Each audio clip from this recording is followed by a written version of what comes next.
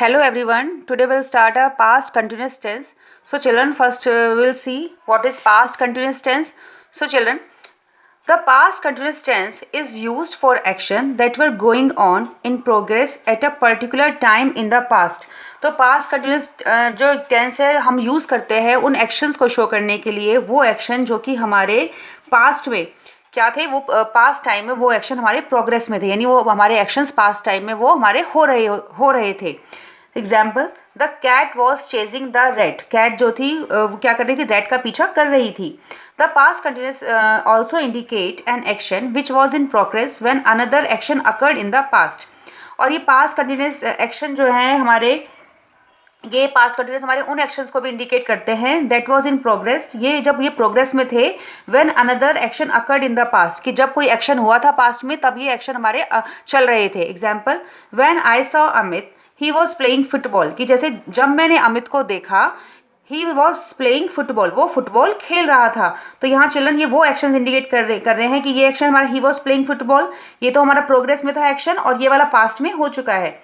The helping verb was were combined with the ing form of main verb to form the past continuous tense. So children, this is a rule of the past continuous tense कि हमें क्या करना होता है यहाँ पे, जैसे हमें सब्जेक्ट लिखते हैं उसके बाद हम क्या लगाते हैं, was were प्लस फिर हमारा लगता है root form of the verb या ing form of the main verb. ing form of the main verb. इसका मतलब क्या होता है चिल्ड्रन, इसका मतलब होता है कि आपको V1 प्लस ing, आपको वर्ब की फर्स्ट फॉर्म में ing ऐड करना होता है. जैसे कि आपको एग्जाम्पल ले रखा है, जैसे हमने लिखा ही वॉज प्लेइंग, हमने लिखा ही वॉज प्लेइंग. ये एग्जाम्पल बता रही हूँ मैं आपको children, he was playing.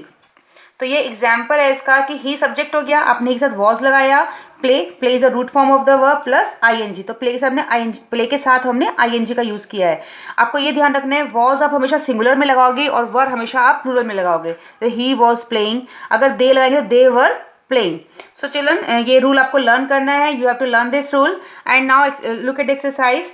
Sachin saw his teacher miss Julia in the market. Sachin ने अपनी टीचर को देखा, मिस जूलिया को मार्केट में. The next day he told his friend Shahid about it. उसके बाद अगले दिन उसने अपने एक फ्रेंड है शाहिद, उसको इसके बारे में बताया.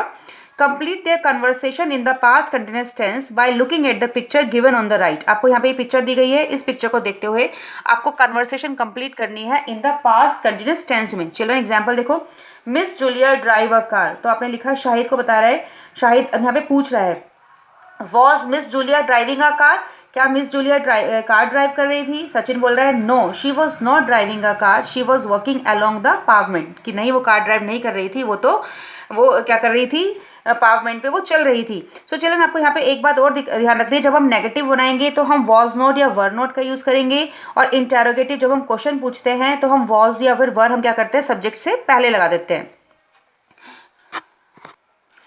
जैसे अब यहाँ पे है वियर अ पॉइंटेड हैट. क्या उन्होंने पॉइंटेड हैट पहनी थी अपने पिक्चर में. जैसे आपने यहाँ पे देखा पिक्चर में उन्होंने हैट नहीं पहन रखी ना, तो आप पहले यहाँ पे क्वेश्चन पुट करेंगे. तो क्वेश्चन कैसे पुट करेंगे चिल्ड्रन, आप लिखेंगे वॉज, या W capital banana, was miss Julia wearing a pointed hat. और यहाँ पे आपका लगेगा क्वेश्चन मार्क, क्योंकि हम यहाँ पे क्वेश्चन पुट कर रहे हैं.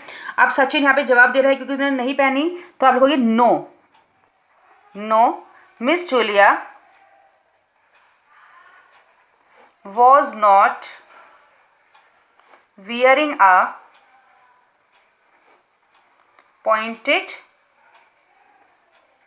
hat. यहाँ फुल स्टॉप लगाओगे. तो ध्यान रखना है आपको, जब आप नेगेटिव बनाओगे, नेगेटिव में क्या करना है आपको, जब आप नेगेटिव बनाओगे चिल्ड्रन, तो आपको क्या करना है, सब्जेक्ट के साथ हम यूज़ करेंगे was या फिर वर, और फिर आप लगाओगे नोट, प्लस फिर आपको वर्ब फॉर्म प्लस ing लगाना है. और जब आप इंटेरोगेटिव बनाओगे तो आपको क्या करना है, वॉज और ये वर्ड पहले आ जाएंगे आपके, फिर आपका सब्जेक्ट आ जाएगा, फिर आपका क्या आ जाएगा कि V1 वर्ब की फर्स्ट फॉर्म प्लस ing आ जाएगा. ये आपको ध्यान रखना है, और यहाँ पे क्वेश्चन मार्क का यूज़ करेंगे आप. So children, you can do this exercise by yourself. And now exercise D is given here. Fill in the blank with the simple past or past continuous form of the verb given in the bracket. आपको यहाँ पे bracket में verb दी गई है, इसको आपको sentence के according simple past और पास्ट कंटिन्यूस में चेंज करना है. जैसे कि the old women dash her son before she died. अब ओल्ड वुमेन ने क्या किया, फॉरगिव मतलब होता है माफ़ करना था. आप लिखोगे old women forgive her son before she died. उसने अपने सन को माफ़ कर दिया मरने से पहले. तो फॉरगिव यहाँ पे आपका सिंपल पास्ट आ गया फॉरगिव. जैसे मैंने कल बताया था आपको कि in simple past tense we use second form of the verb.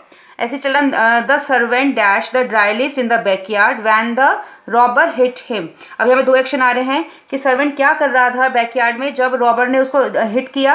तो वॉज बर्निंग, क्या कर रहा था वो, was burning the dry leaves को जला रहा था. तो you can do by your self. So children, you can do exercises C and D by yourself.